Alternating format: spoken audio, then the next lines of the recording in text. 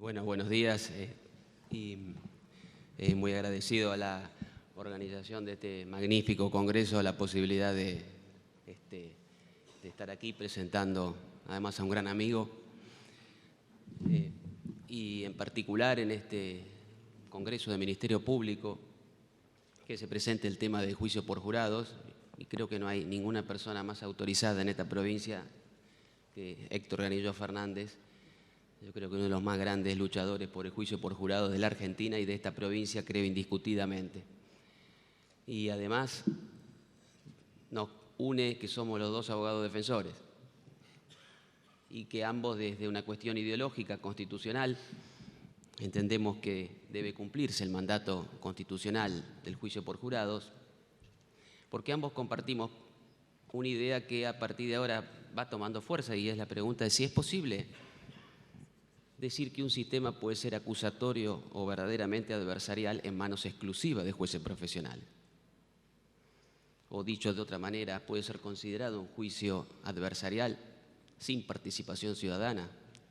Es de esto que le escuché hace tantos años hablar a él y a tantos otros que realmente son abogados que han sido formados y que están formados en una concepción republicana de gobierno. Así que, sinceramente, desde este punto de vista, para mí es un gran privilegio y orgullo poder presentar a Héctor Granillo Fernández en esta conferencia magistral sobre juicio por jurados.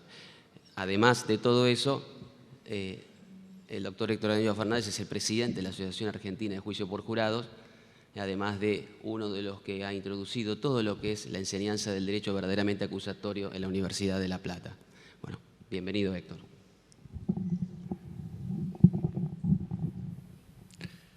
Bueno, a todos buenos días. Gracias y felicitaciones a la organización encabezada por la doctora María del Carmen Falvo.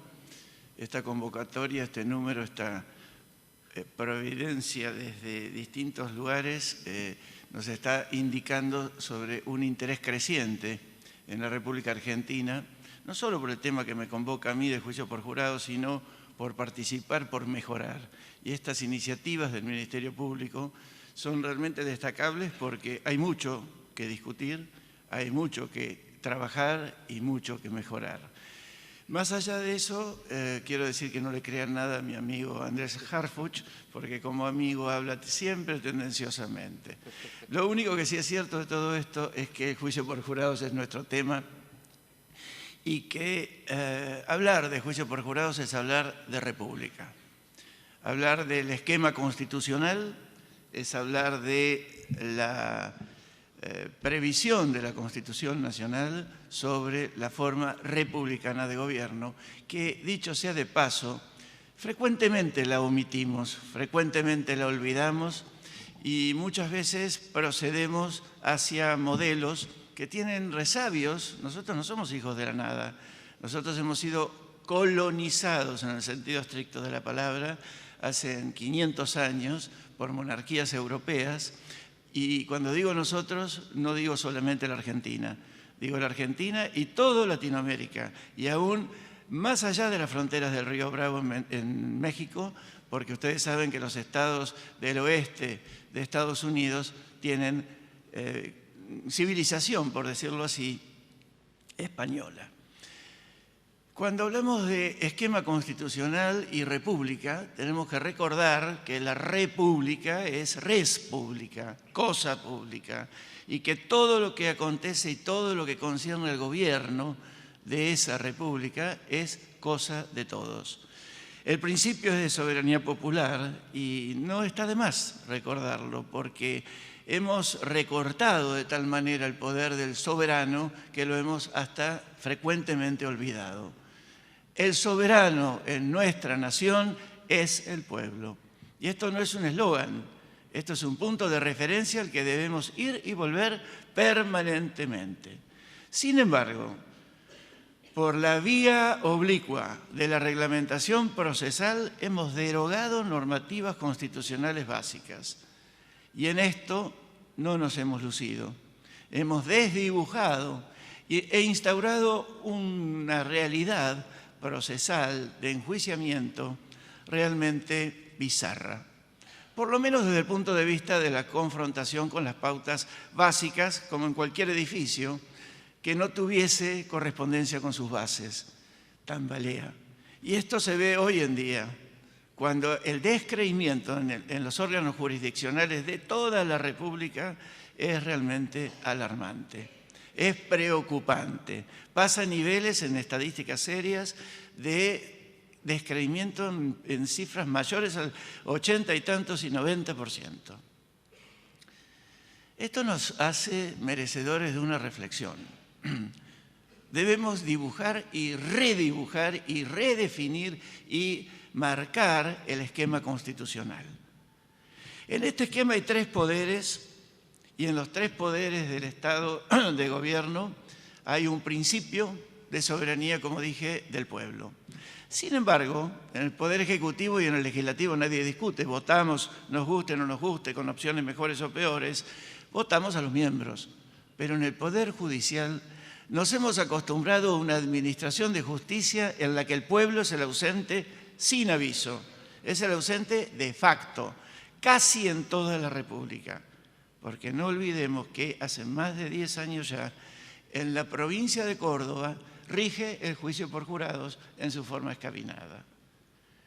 Esto no ha tenido la difusión que debería, porque es una riquísima experiencia la cordobesa, y es una experiencia tan valiosa que mereció que al poco tiempo de la entrada en vigencia, allá por los primeros años de la década del 2000, el propio presidente del Superior Tribunal de Justicia de esa provincia sacase un artículo en el principal diario de la ciudad capital ponderando el juicio por jurados.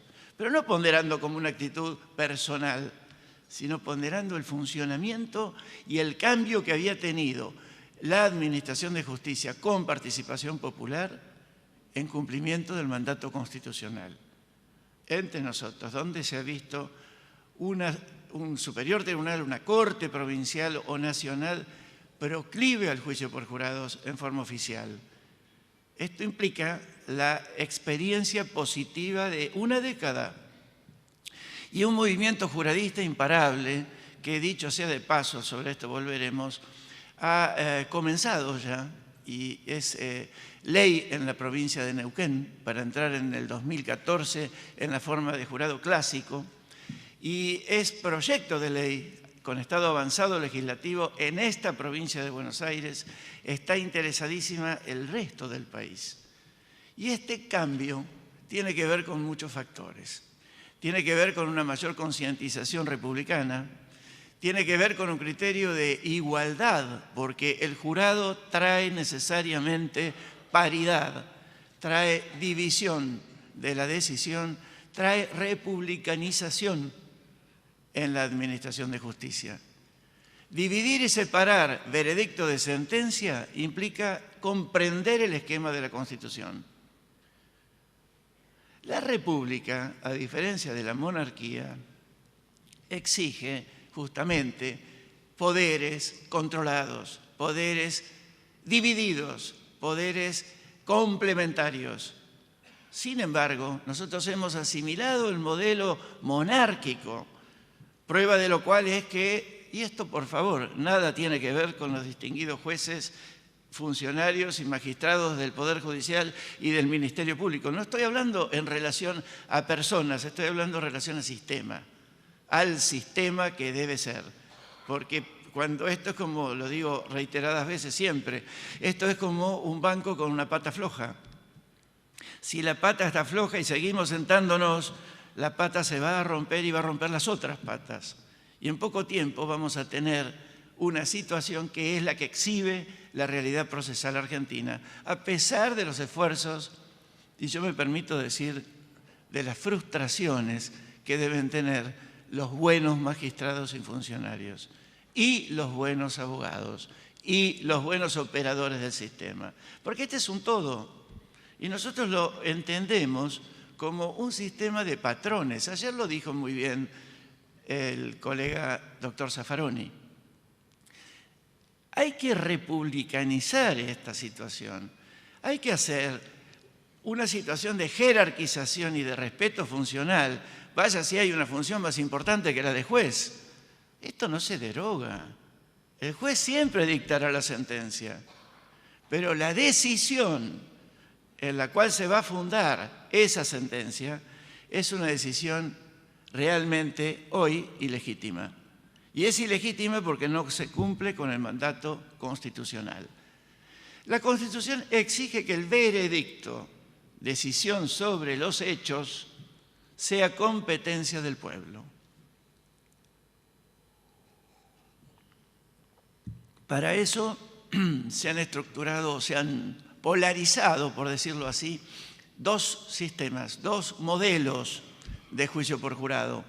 El modelo clásico, tradicional, que no tengo dudas es el que alude a la Constitución Nacional, y el modelo escabinado, que es el modelo de la tradicional Cámara, formada por 3, complementada por legos. Esto es lo que rige en la provincia de Córdoba, y destaco y enfatizo la importancia de que rija, porque es la única situación en que el pueblo, de algún modo, está participando en la decisión. Sin embargo, no tengo dudas de que interponer legos y letrados en un modelo de decisión conjunta no es realmente en puridad el modelo de la Constitución. El veredicto es una decisión fáctica. El veredicto es la determinación de si ocurrió o no ocurrió el hecho material y si ocurrió o no ocurrió que fulano, el imputado, fuera el autor de ese hecho. Este es el esquema básico. Luego, sobre esto volveremos, tenemos que definir otras circunstancias, porque puede ser que se determine que fulano fue autor del hecho de homicidio, sin calificar todavía del hecho de la muerte de fulano, de la víctima, pero que todavía tengamos que definir situaciones como, por ejemplo, los extremos fácticos que hacen a la legítima defensa. Y esto es posible que lo determine el jurado. Lo que no es posible es que el jurado se meta a dictar sentencias, es decir, decisiones con contenido jurídico. Y no entiendo mucho la puridad del sistema. Sí entiendo y prohijo la instauración del jurado escabinado como primer escalón, pero digo, se debe ir modificando hacia el modelo puramente lego, o sea, el clásico o tradicional, como se lo llama ahora. El veredicto tiene legitimación justamente porque se lo define, se lo dicta por los que representan al pueblo. Y en esta forma de representación, que las hay de todos los colores y formas que quieran, creo que la más adecuada es la forma del sorteo. Se elaboran padrones del padrón electoral con las condiciones para poder desempeñarse en el cargo como jurado, y de esa lista se sortean, por ejemplo, 4 veces el número para poder recusar y excusarse y actuar en una suerte de jurado que tenga una integración a un debido proceso. Y acá quiero hacer un parate. Antes de instaurar el juicio por jurados o contemporáneamente con el juicio por jurados, es indispensable que adecuemos los modelos a la Constitución. No se puede poner el juicio por jurados en un modelo no acusatorio. Deben haber definiciones clarísimas de oralidad, publicidad, adversariedad y contradicción. De otro modo, es un mono con navaja, es algo peligroso, es algo realmente muy grave que los jueces o los jurados, inimaginable, pudiesen preguntar e interrogar. ¿Es esto tan extraño en nuestra realidad de juicios sin jurados? No, todos sabemos que no. Sabemos que los jueces interrogan en general y que se transforman en órgano probatorio y que asumen rol de parte. Y entonces incumplen el mandato constitucional, hoy constitucional, del 8.1 de la Convención Americana, del 26 de la Declaración Americana de Derechos y Deberes del Hombre, del 10 de la Declaración Universal de Derechos Humanos y del 14.1 del Pacto Internacional de Derechos Civiles y Políticos, todos integrantes de ese bloque de constitucionalidad que integra o sea que se introduce la Constitución a través del 75, inciso 22, que exige en los tribunales, y los jurados integran los tribunales, condiciones de competencia, imparcialidad e independencia.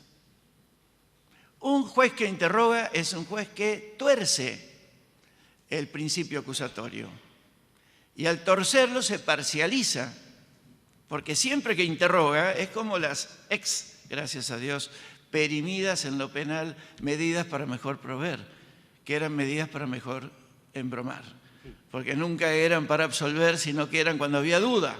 Y cuando hay duda es porque el actor no probó. Y ese es el debido proceso. No se puede suplir la negligencia probatoria, ni la ineficacia, ni la falta de eficiencia para acreditar los hechos. Si esto lo respetamos, el juicio por jurados es posible. Pero imagínense lo que serían jurados preguntando o jueces indicando. No hagan mucho esfuerzo porque es la realidad que tenemos todos los días. Hace poco cuento una experiencia muy corta. Jueces amigos, excelentes personas, evidentemente movidos por esa cosa ancestral de siglos del modelo inquisitorial, preguntaba la jueza y yo me opuse. ¿Para qué? Casi dejamos de ser amigos.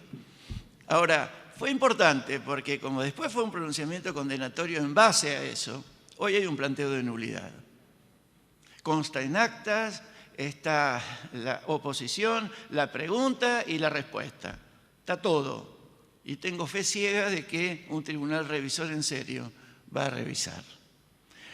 Esto lo digo como una anécdota de qué forma, digo, buenas personas, que es lo que básicamente debe ser todo juez, buenas personas con las mejores intenciones, se ponen en la histórica búsqueda de la verdad real. ¿Sabemos qué es la verdad real? La verdad real era el modelo inquisitorial de la Edad Media, que era la verdad del rey. Y hablábamos de la verdad real como si fuese un eslogan republicano. Es repugnante a la República. Ningún juez tiene que buscar la verdad real. Un juez y un jurado deben decidir con las pruebas que el actor acredite. Y si no lo acredita, el proceso deberá ser con absolución. Guste o no guste. Después vendrán las responsabilidades funcionales de aquel que no sirve. Después vendrán las consecuencias a aplicar como juicio de residencia por un ejercicio de función pública que acá en la Argentina todavía no sabemos qué es.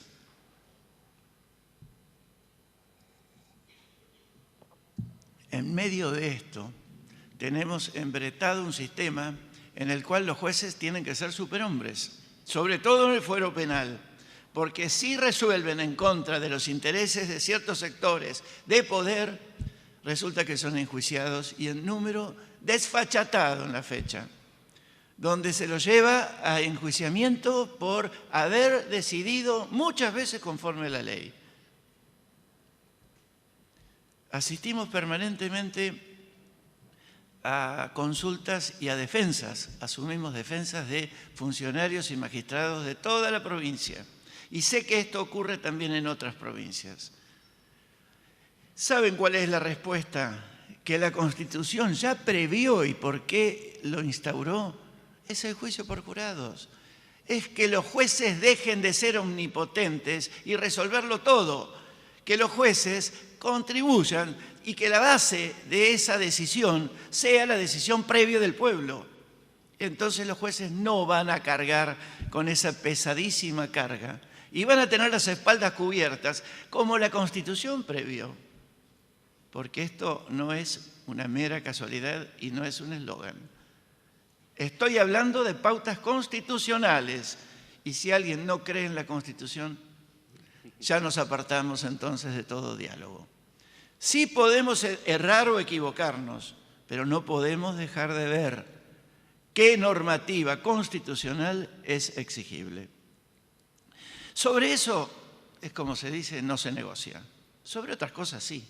Se podrá negociar sobre mayor amplitud o no, sobre mayorías o minorías para el veredicto. Se podrá discutir en una ley, pero ya no se puede discutir la necesidad del jurado. Ni políticamente se lo puede discutir. Y repito, esto no es en contra de los jueces letrados. Esto es a favor de un sistema que busque la igualdad. Y en esto también me quiero referir a la necesidad republicana de participación y de participación igualitaria. Y entonces, los primeros reaccionarios, como si tuviésemos una justicia para exhibir como modelo de excelencia, que no lo tenemos desgraciadamente. Y esto hay que decirlo, estos foros sirven para la reflexión. Esto no es en contra de nadie. Esto es una reflexión que les invito a todos a hacer y a discutir, porque no es lo que yo haga, no es lo que ustedes hagan cada uno individualmente, es el sistema constitucional. ¿Se lo respeta o no se lo respeta? Y así estamos por no respetar los límites constitucionales en tantas áreas. Así se nos han vaciado las arcas públicas, así han pasado situaciones en otros tiempos espantosos y también en situaciones de distintos gobiernos constitucionales. El modelo de juicio por jurados, por eso, es un modelo de necesidad. Ya no admite demora, ya no admite postergación. Es que matemáticamente este año el movimiento juradista en todo el país ha sido como nunca. A la Asociación Argentina de Juicio por Jurados, este año nos han invitado a Neuquén, Mendoza, Catamarca, Esquel, Córdoba, Salta, a Corrientes, a Santa Fe, a Entre Ríos, a Rosario, a toda la provincia de Buenos Aires, o a la mayor parte. Y hemos concurrido y hemos llevado el tema y la discusión. Y hemos hecho simulacros de juicio por jurados. Y en esto tiene una gran verdad lo que afirma Caferata Nores, cuando dice: me hace acordar a Jurassic Park, ustedes hacen simulacros y a 400 kilómetros, 800 kilómetros o cerca de muchas jurisdicciones del país está en movimiento el dinosaurio, o sea, el juicio por jurados. En Córdoba hay juicio por jurados para ir a ver, ya se han llevado a cabo más de 250 creo, y todos con un éxito que ni uno de ellos, y esto atiéndanlo, ni uno solo de ellos mereció la crítica. Qué cambio, ¿no? Cuando asistimos a que todos los días hay una decisión de juez por los pisos en los medios de radio y teledifusión y de prensa escrita, que era de lo que hablaba ayer Zaffaroni. Esta influencia del juez solo, pobre hombre, cargar en las espaldas, además con la Inquisición, que le va a reprochar que le gustó o no le gustó, como hemos visto más de un mal ejemplo, donde se ha responsabilizado un juez por situaciones que él no podía prever. Se ha responsabilizado un juez y se le ha separado del cargo por haber actuado conforme a la ley. Caso del doctor Boccacci, un señor juez del Departamento Judicial de Mercedes, provincia de Buenos Aires, a quien tuve el honor de defender en el jury de enjuiciamiento que salió con absolución. Esto ya no puede pasar. Los jueces son importantísimos en la República. Sin jueces no hay República. Pero vamos a hablar un poquito de cómo se forma la decisión-sentencia. Si entendemos el modelo hasta hoy, el juez es demasiado vulnerable. El juez tiene que decidirlo todo. El juez es el juez que parece de una monarquía y encima dura mientras dura la buena conducta. ¿Dónde se ha visto en una república semejante situación? Si en las universidades concursamos los cargos, debemos revalidar cada tanto tiempo. ¿Qué es eso de que entra a una función para siempre? Y si no, se le hackea la función, mal. Se lo hace de manera desorbitada, desordenada y con otros criterios que son espurios. No, acá hay una necesidad de demostración, hasta de salud mental. ¿Por qué no? Hasta de salud mental, como en una república debería ser. Reflexionemos sobre todo esto, porque si no el modelo, el resultado, es un resultado como el que tenemos, que es un modelo descreído por el pueblo. Cuidado con el descreimiento popular. Yo he leído en La Nación hace muy poco tiempo una noticia que casi no fue como las buenas noticias, las importantes, no buenas sino importantes. Muchas de ellas salen en recuadritos muy pequeños y muy poco destacados. Ciudad de La Paz, capital de Bolivia, nuestro medio. ¿Qué se diferencia Bolivia de las provincias norteñas? No sé.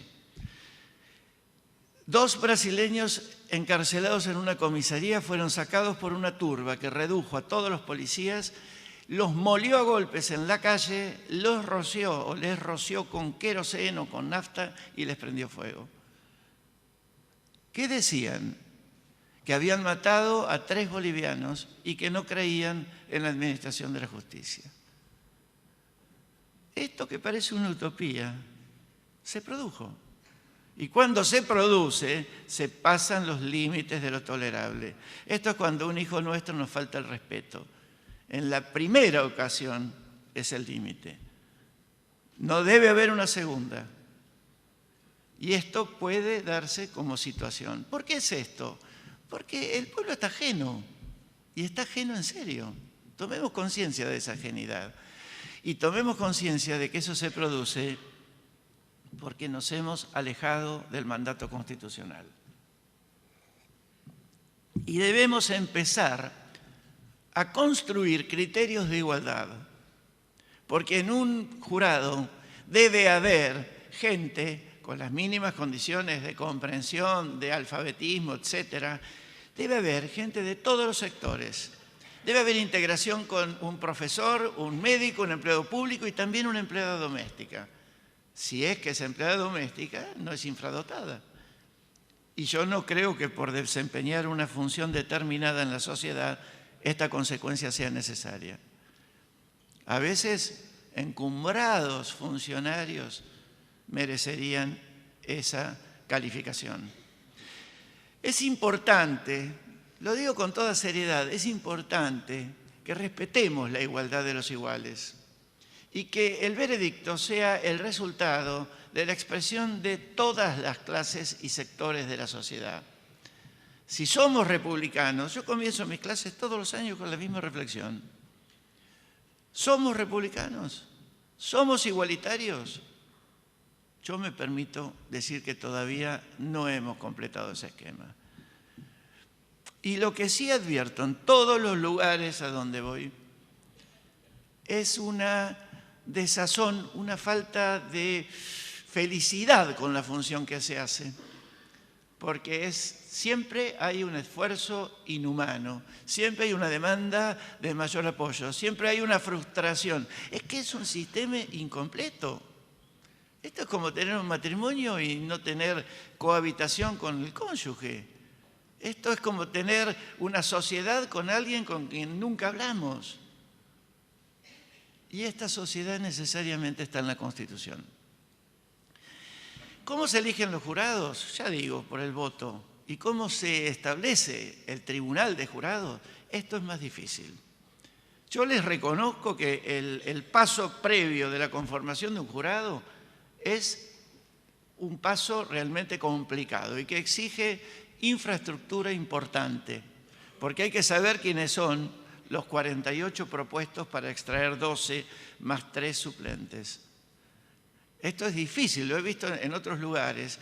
¿Y cómo se puede saber en 5, 7, 10 minutos de interrogatorio a los candidatos si este señor no me está ocultando una ideología nazi y yo tengo defendido o de imputado a un judío? ¿Cómo puedo saber yo si no es un xenófobo y el defendido es o que tiene una historia determinada en relación con el hecho? Esto es importante atenderlo. Y en esto tenemos, ya que hablamos de defensa pública, tenemos que prever también que la defensa del pobre debe ser equiparada a la defensa del rico. Porque si la defensa del pobre carece de cuerpos técnicos, si los cuerpos técnicos como están establecidos en nuestro país son para el Estado, para el Ministerio Público y para la jurisdicción, entonces la defensa está por el piso, porque hay muchísimas decisiones que se basan en prueba pericial. Y la prueba pericial, dicho sea de paso, debe ser entendida absolutamente en una explicación sencilla y simple, si no, no es republicana, por todo el pueblo, también por jurados. Entonces yo no creo en esa ideología de que, y las causas periciales son las impunes, saquémonos el antifaz. Las causas con tanta pericia y tanto papel y tanto desarrollo técnico son inentendibles hasta para los jueces. Una vez un perito en un juicio oral dijo, velocidad, era un tema de homicidio culposo, velocidad de circulación del automóvil del imputado, B igual 4 por X para 1808 igual 172, qué sé yo, 70, es lo mismo. ¿Qué era eso? Era una fórmula mágica, era una fórmula como la del brujo de la tribu frente a la ignorancia. Gracias a Dios hoy no somos ignorantes. Gracias a Dios hoy podemos entender. ¿Y saben cuál fue el resultado ante la explicación, pedacito por pedacito? Que había tomado un coeficiente 5 veces mayor y que la velocidad que había determinado no era 130 correcta, sino que era 80. ¿Y saben cuál era la permitida? 100. Fíjense qué diferencia. Esto es justicia republicana. Debe entenderse y creo que en esto está justamente la eficacia de un ministerio público de pie, de un ministerio público bien formado, que combata la impunidad y que lo haga con la letra constitucional en la mano. Este es el desafío. Yo sé que hay un esfuerzo inhumano. Noto y atiendo, gracias a Dios, como abogado en ejercicio, permanentemente causas, procesos. Debemos alejar la cultura del expediente. Seguimos trabajando en la provincia de Buenos Aires con el expediente. No hemos sido capaces de irnos del sumario de instrucción. Ahora se llama IPP. Está igualmente escrita y está igualmente introducida. ¿Tiempo? Bueno, y está igualmente introducida al debate por su lectura. Y es más, cuando el testigo no se acuerda, porque el tiempo, y hay tanto para hablar, el tiempo, que es un tirano, prueba de ello, es mi amigo que me está señalando, yo creo que me va a patear en 2 minutos. El tiempo distorsiona las verdades. ¿Qué se hace? Se les lee las actas. ¿Qué actas? Las que hicieron en policía o en fiscalía sin control de la parte. Bueno, yo para ir cerrando quiero decir que el juicio por jurado no ha sido una aparición súbita, caprichosa, de moda a la época de 1853. Fue el resultado de nuestra historia patria que en 1811, cuando todavía no éramos ni pensábamos en ser seriamente independientes de España, sino que había una junta de regencia, mandamos a quemar los instrumentos de tortura en la plaza pública. Esto implicó, no queremos el modelo inquisitorial, queremos el modelo garantista que está esbozándose inmediatamente en el proyecto de Constitución de la Sociedad Patriótica del 12 y de la Constitución para las Provincias Unidas del Río de la Plata que preparaba la Asamblea del 13, que no llegaron a ser sancionados, pero que son proyectos. La Constitución del 19, la Constitución de 1826, el jurado de vigiatos del gobernador Las Heras, el plan para la justicia de la provincia de Buenos Aires, el organizativo del gobernador Dorrego de 1828-29. Estos son antecedentes que, sumados con otros, pasan desde la Revolución Francesa hasta la Constitución norteamericana, las enseñanzas, el Código de New York de procedimiento criminal, el proyecto de ley de jurados de Luisiana, del estado de Luisiana, que era francés, y las enseñanzas de Mittermeier. Tocqueville, Mittermeier, la mejor doctrina, Belmer, eran juradistas. La Constitución de Venezuela, el artículo 117, fue antecedente de nuestros artículos 24 y 118. Y quiero decir que el modelo constitucional está plasmado en estos artículos. Cuando dice, primero, forma republicana de gobierno, artículo 1. 24, debe renovarse toda la administración, todo el enjuiciamiento y en todas las áreas, e instaurarse el juicio por jurados. Y el 118 es la frutilla del postre, las causas criminales por jurados. ¿Qué quiere decir esto? Las causas gravísimas, las graves, las que trascienden, no la paja, hay que separar la paja del trigo. El trigo debe ir al jurado. Las causas que conmueven, y en esto hay toda una discusión de tensión de poderes. Y cierro diciendo que en la provincia de Neuquén estuvo demorado el proyecto de ley que salió finalmente convertido en tal cuando se retiraron cierto tipo de delitos de la competencia del jurado. ¿Necesito decir cuáles son?